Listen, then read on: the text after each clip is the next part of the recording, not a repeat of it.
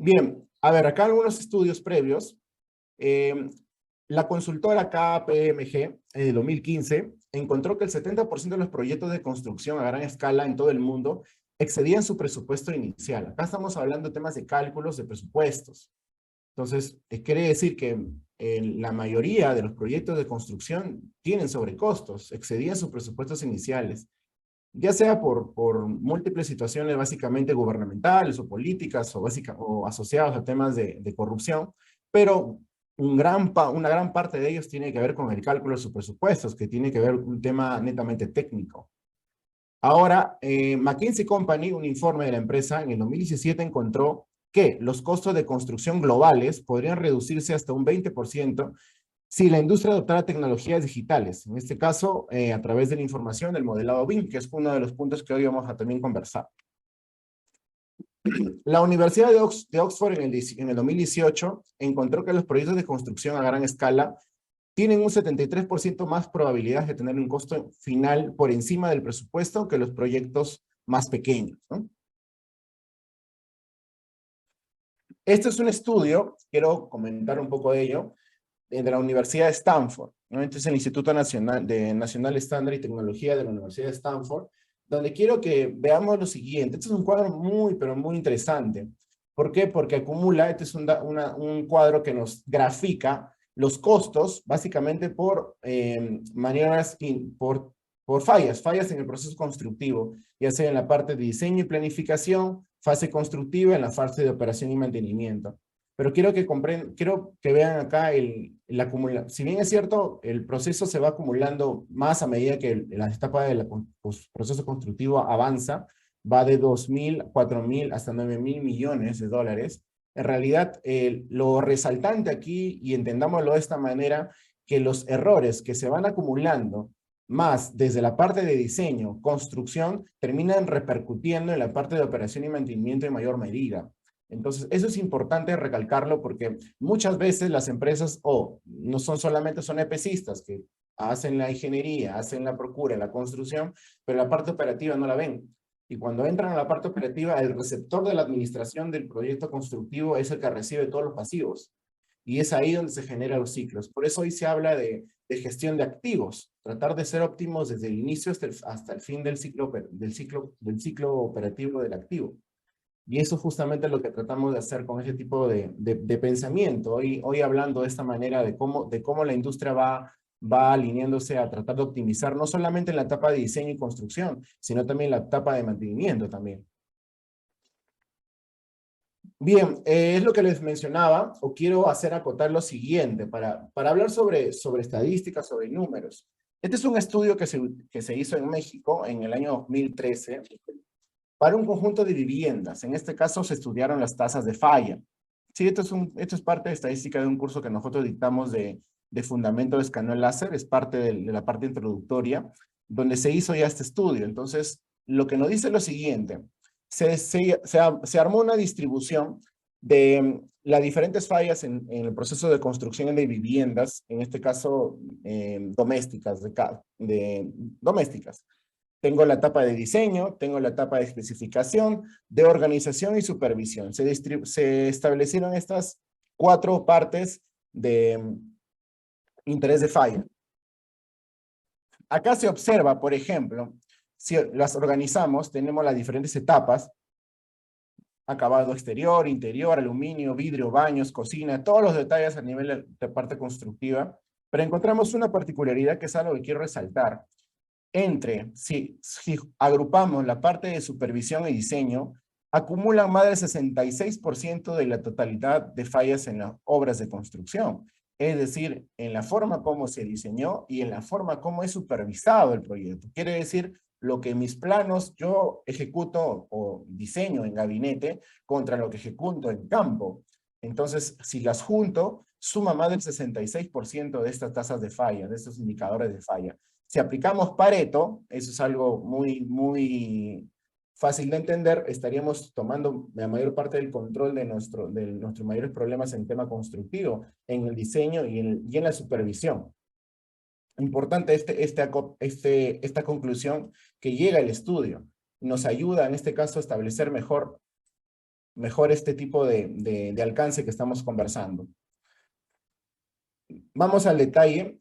¿En qué se basa el diseño? Dice, conceptos de la vivienda encontrados en planos y presupuestos que presentan poca constructibilidad al ser ejecutados en obra o vulnerables ante la ejecución de otras actividades. Quiere decir que la ingeniería no coincide con lo que realmente en campo se está ejecutando. En todo caso, lo que está en campo no se puede implementar porque la ingeniería está mal hecha.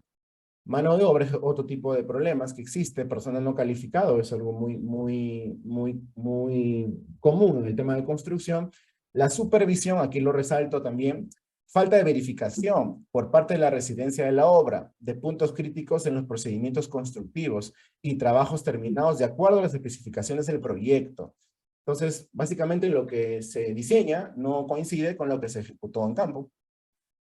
Y finalmente el tema de organización tiene que ver con la falta de comunicación constante y pertinente entre la residencia de la obra y el personal obrero. Aquí hay un tema importante que es algo que quiero resaltar a toda la asistencia, que si vemos tanto el diseño y la supervisión presentan una relación en común, la cual está asociada a la forma como tomamos medidas, ya sea áreas, alturas, cotas, ángulos, interferencias, ubicaciones, o cualquier otro tipo de parámetro físico existente, que vaya a existir. Si estas medidas presentan errores o posibles fallas en la metodología de medición, estas podrían impactar, ojo atentos con esto, resultados inexactos, poca fiabilidad de lo que voy a obtener como resultado final en el proyecto.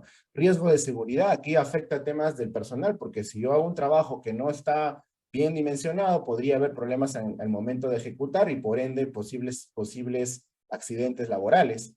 Pérdidas de tiempo en obras, en construcción, trabajamos contra los bancos, contra el tiempo, contra el sindicato, contra la municipalidad y contra muchas situaciones que nos hacen que el tiempo sea un factor crítico en los proyectos de construcción. Por lo tanto, el tema de tiempo es delicado. Las fallas por medición nos pueden costar tiempo y dinero también, obviamente que sí. Clientes perdidos e insatisfechos. Si tengo retrasos, demoras en mi proyecto, evidentemente me va a costar más, financieramente va a ser más caro y por lo tanto el cliente va a buscar opciones en el mercado como hoy día existen.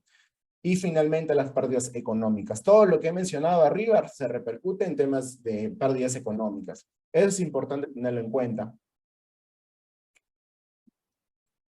Ahora, hemos detectado en este caso dos puntos válidos de los cuales podemos indicar en cuáles son estos puntos que impactan en los errores de medición.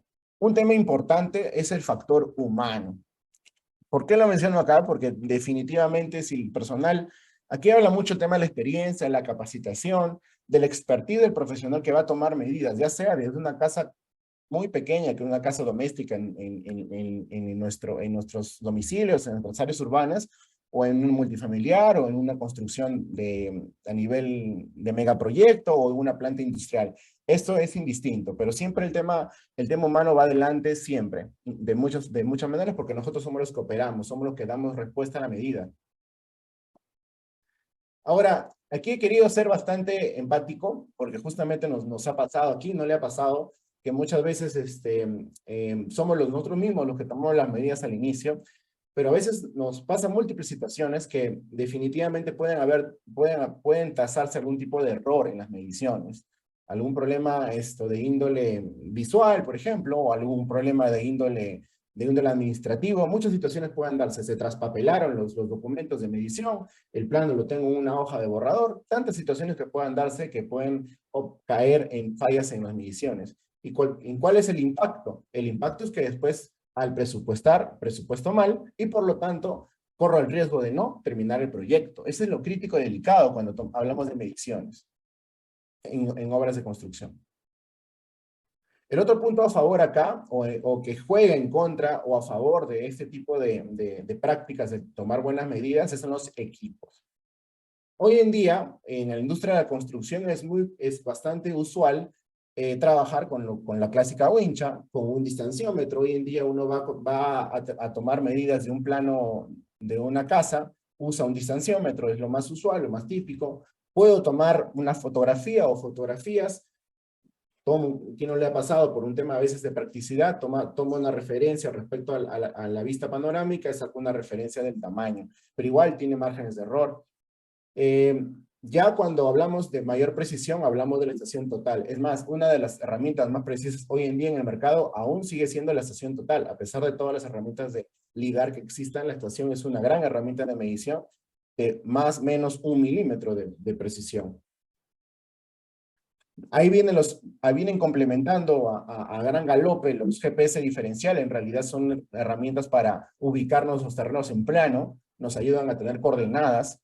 Muchas veces los proyectos tienden a tener errores porque justamente las coordenadas no están bien fijadas.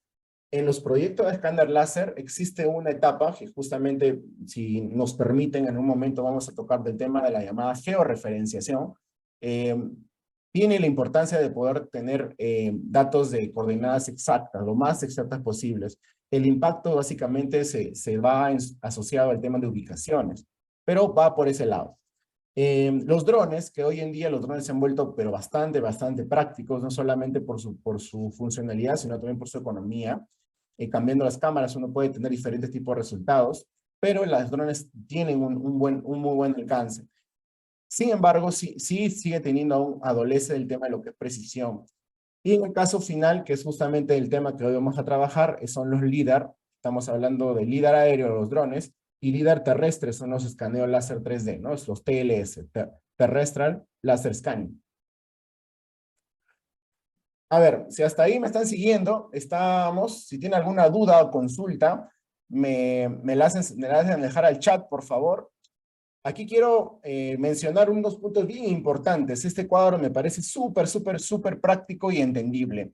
A ver, miremos por acá.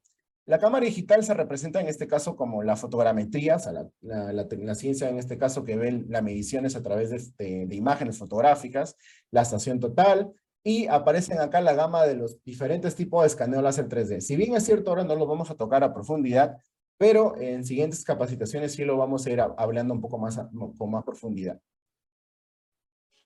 Quiero que noten lo siguiente.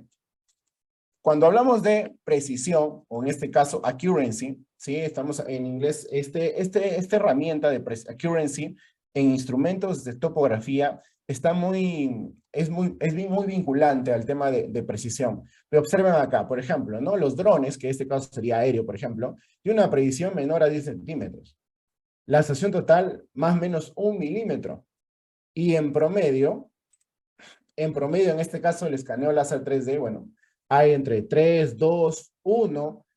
Los de mayor alcance tienen un rango, una precisión un poquito menor, pero es más o menos 1, más o menos 2, más o menos 3 milímetros. Es el rango de ese tipo de precisión. Entonces, si bien es cierto, yo puedo hablar de que la estación total viene a ser un equipo preciso y también económico respecto a un equipo de escaneo hacia 3D, pero tiene una gran limitante. La estación total te dispara un punto láser, ahora vamos a hablar del tema del láser, contra millones de puntos que te entrega un escáner láser. Entonces, he ahí la gran diferencia.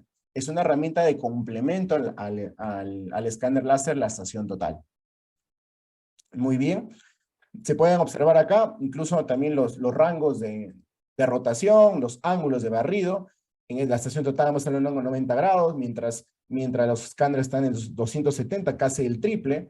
Entonces, ese es el punto que hace la diferencia con respecto a la estación total. Ambas se complementan tremendamente bien, son herramientas complementarias, van de la mano.